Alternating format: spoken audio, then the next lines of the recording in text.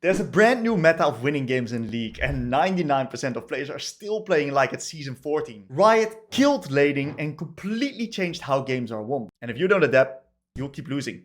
This year alone, I have done over 700 coaching sessions and helped over hundreds of players reach their goals. And what I've seen is that almost nobody is playing this new meta correctly. So in this video, I'll break down exactly what's changed and more importantly, give you 3 simple updated strategies to start winning more games in Season 15, based upon what's working right now. Strategy number 1. Over the past year in my coaching sessions, I've watched the meta completely shift. We've gone from lane dominance and complex macro plays to something way simpler, just winning the big fights. And this is the new way to win games in League. I'll explain you how Riot killed laning later in this video. But first, let's talk about why fighting is the new key to winning. In Season 15, objectives have all changed. We now have Void Grubs, Dragons, Herald, all spawning at different times. And all of them are worth fighting for, especially in solo queue, and these are the moments where the games are really decided. Very simply put, getting neutral objectives wins you games. So what exactly determines who wins those fights? It comes down to 2 key things. Number 1, micro execution. Are you playing towards your champion identity? Are you able to get your damage off consistently? Are you fulfilling your role and playing towards your win condition? And number 2, this is where it gets even more interesting. Are you setting the fights up well? Are you using the lull states, the downtime in the fights, to prepare for the next objective? Is your team on the same page? Gotta make sure that your top laner is able to join the fight as well, because it's a 5v5 game after all. And finally, are you reset and are your fight conditions in a good way? Is the objective warded? Have you prepared it? And are you strong enough to contest? In this example, I'm going to show you why games are revolved around winning the big fights nowadays. Especially the ones around neutral objectives, because we've established if you can win and consistently get these objectives, you will win games. So I'm opening up for base right here, and you see that in the chat, not only me, but also my team is consistently pinging the dragon right here. This is a really high elo game. And we recognize that if we can get these dragons, we can use them as fight magnets for the enemies. So what I'm doing right here is I don't care about top lane right now. Very specific with this dragon and keeping the dragon area and making sure that we can create a nice 5v5 fight around this objective is going to be the real key towards winning. So what we're going to do right now is, as you can see, I'm controlling the area right here. I'm making sure that if the enemies run into the dragon area, they will be in a lot of trouble because I'm going to nuke them. I'm a Syndra, I'm strong. So in this case, I'm also really happy just taking a fight with my team right here. And what happens is that we take a nice little fight, Jarvan gets a beautiful ult onto the Olaf, and eventually we ace them right here, or at least close to ace, which means that we get the 3rd dragon, and that's going to really allow us to snowball the game very fast. Now, if you lose this fight, because I almost made a mistake by going a little bit too deep and getting caught off by the Olaf, if my team didn't peel me properly right here, I'd be in a little bit of trouble, then this game looks completely different because the game completely stalls out. Now let's show, right, I'm going to just speed it up right here. Let's show what happens for the next 4 minutes of the game. Because very simply put, there's no objectives coming up for the next 4 minutes. And this is where games, especially in lower elos, people just don't really know what to do. Because the game falls still right here. There is no really any key big fights right now because there's no big objectives coming up. So what you'll find is, if we speed up this game, is that everyone's just a little bit lost on the map. Everyone's struggling, even in high elo in this game right here. This is Grandmaster. People just don't really know what to do. The tempo is really all over the place. And what we'll find is that games really slow down in these type of situations. And one pick like this, where in this case my cannon dies, just massively slows down the game. And we only get like 1 pick in return. It's all over the place. We're not really making any progress. So the next key big fight is only around the dragon. And this is really how we're going to be snowballing our next lead. So once again, look how we set up for this next dragon. We ping it, everyone's on the same page, ready for this next fight. If we lose this fight, game explodes, by the way. We lose the game because of the fact that we lose Dragon and we lose Baron. And the game then becomes really, really, really hard. Luckily, I managed to barely pick off Pantheon with a really good ult. I had a pretty decent stun, and I stalled some time right here, so my team is actually able to kill the Senna. Could have stalled even longer with my Zonias, but overall, I did my job here pretty decently in the fight. And then my Jarvan eventually cleans up by killing the enemies. And my team has slightly shorter death timers, especially in the Jhin.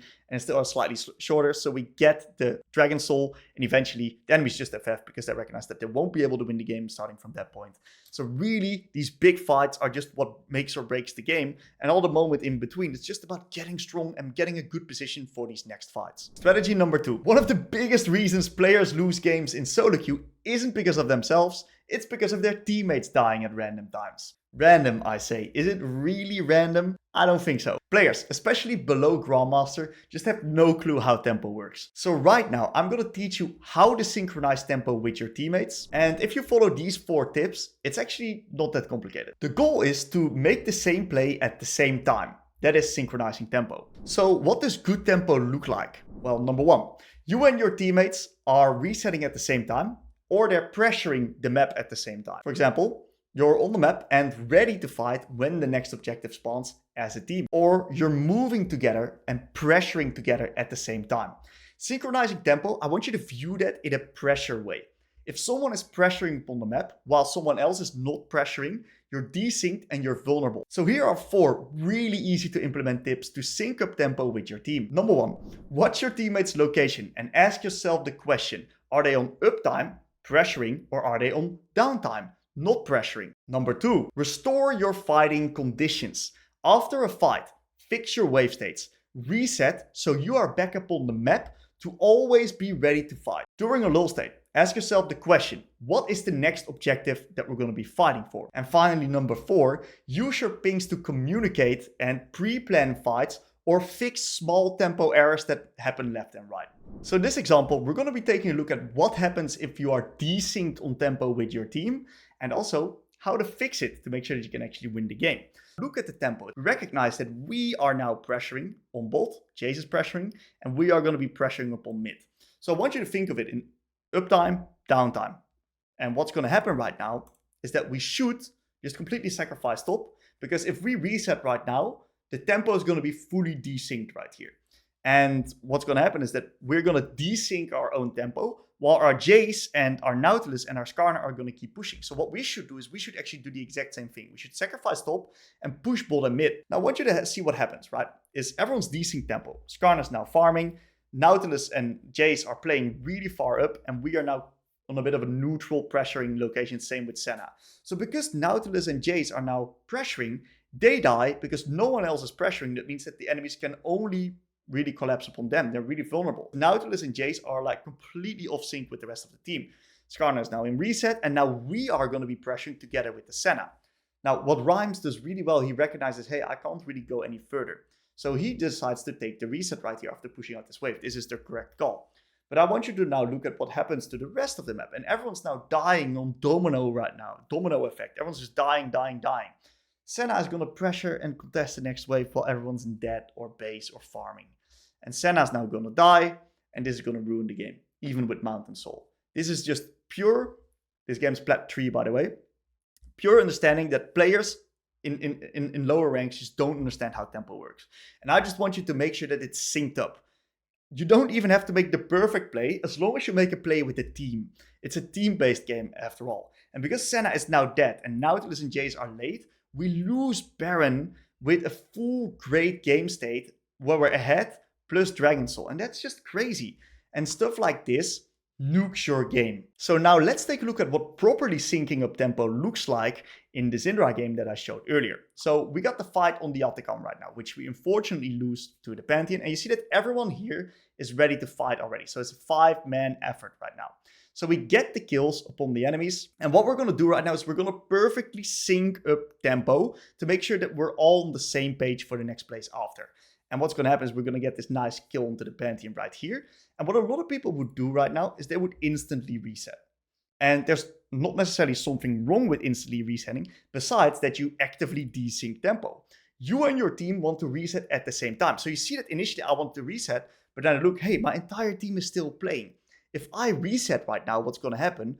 Not only is my team going to be a little bit more vulnerable, they're not because 3 of the enemies are dead, but most importantly, I'm going to be back up on the map while my team is then still late and resetting. So I'm going to be the only one that's then going to be potentially playable upon, which means that I'm completely desynced of tempo. And I can't really do anything anyway, because I need to wait for my team to get back up on the map. So now let's look what I do. I stay a little bit longer and we all reset at the same time. Strategy number 3. At the start of Season 15, Riot changed the way minions interact, and that killed the old way of laning. Winning games by dominating your lane opponent isn't the focus anymore. It's much harder to do, simply because minions kill each other faster, making it easier for the lanes to be minimized. Slow pushes just don't build as large anymore, freezes are harder to hold, and lane bullies lost a lot of their impact, especially in mid lane. That's why champions like Azir, Talia, and Ahri are dominating pro play right now. They don't rely on crushing their lane opponents, but instead focus on wave control and map influence. The rules of laning have changed, and here's the 3 things you need to do. Number 1, focus on getting strong, not bullying the enemy. Prioritize farming and hitting your power spikes over unnecessary trades. Number 2, play for lane control and priority. Control the waves to gain prio so you can move first and help your team win fights. Watch your jungler closely and synchronize tempo with him. Identify where the next big fights are, show up early. This is really how the games are won. So what I want to show you guys in this example is how I play versus this Grandmaster laner. And instead of trying to beat him in the 1v1, I'm more so playing the map with my wave states and being at the right place at the right time. So starting off right here, we're going to play it in higher speed. And I want you to really look at the map and how my wave states are going to be precisely matching what's going on the map right here. So we see that we're now in the early game right here. I'm happy to have a push. Specifically because if stuff happens on the scuttle, I will always be first to move. So I'm somewhat complementing my Jarvan's positioning. I also have the wards up towards bot side. So I want to keep the wave pushed in right here to make sure that if something happens, I will always be able to move first. Now, the play just happened. And what happens is right now, the wave's going to be pushing into me. I'm very happy with that because what's going to happen is that we're now going to be on downtime, defensive positioning, no pressure. So what I'm going to do in this lane, instead of trying to beat Olaf in the 1v1, I'm just holding the wave. I'm keeping it somewhat held on my side. I'm going to turn it in a really slow push into the enemy side. And because the wave management is so good, Olaf is now forced to invest a lot to push out the wave. Is he kind of killed himself. I wasn't planning on killing him. It was totally him choosing to die. So I reset, I TP back, and what's the first thing that we need to focus on right now? Is this going to be offensive or defensive positioning? Now, what I instantly see is that my bot lane kills the enemy bot lane. So that means that the enemy bot lane has a tempo advantage. With Jarvan farming and the enemy bot lane having a tempo advantage, this is going to be defensive positioning. This is going to directly affect the way that I'm going to be managing this wave. Since there's going to be defensive positioning upon bot side and jungle, I cannot really be playing to push this wave. So what I am going to do instead is I'm actually going to let it slow push into me, only throwing my abilities next to the wave, letting him push into me. And this perfectly fits the defensive positioning. I'm not laning that much in the 1v1 at all. I'm playing the map more than I'm actually laning. And guess what happens?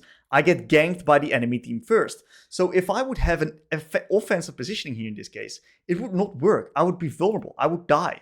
But because my positioning is defensive, we counter gank the karma. And what I'm now going to do is I'm now going to turn this into slow build onto Olaf's side. Why? My team is playing offensive. So I'm now slow building into him. That means that if something happens, I can always move. So I recognize a play is happening upon bot. I hard push the wave. Now in this case, play didn't happen. But since there's a play happening right now, I'm still the one leaning further down, complementing this play of my jungle. Instantly turning back to mid, catching this wave. So we recognize right now, okay, there's a little bit of defensive positioning. My team is resetting. What I want to do is I want to now start playing offensive. So I hard crash the wave because I know that I'm now syncing up with my team, getting upon these rift grubbies. And you see that in this case, I'm perfectly syncing up with my team. I'm not really brute forcing through this Olaf in the 1v1. Very specifically, my champ doesn't have to, right? I'm just really chill scaling. And what I'm just doing is I'm just slowly scaling up, hitting as many minions as possible, getting strong, and making sure that if a key fight happens or if something breaks out on the map, because I'm looking for that, I'm looking at the signs upon the map, I will be able to play. This is the new meta of laning. This is the new meta. And I was a big trading fan. I loved laning, but the reality is, this is just more effective than the other way around. You will win more games playing this style of laning than the other way around. And of course, trading is still going to be a little bit of part of the lane, but it's just not the most important thing anymore. It's all about resource regeneration, making yourself as strong as possible, having prio at the right times, and therefore also managing your waves at the right times and being ready at the right fights. So if you want to win more games and climb consistently, mastering how to win the big fights is going to be the most important skill to focus on. To get better at winning fights, you need to be as strong as possible yourself. And that means farming well is a must. So if you want to improve your farming and hit those power spikes faster, check out this video next.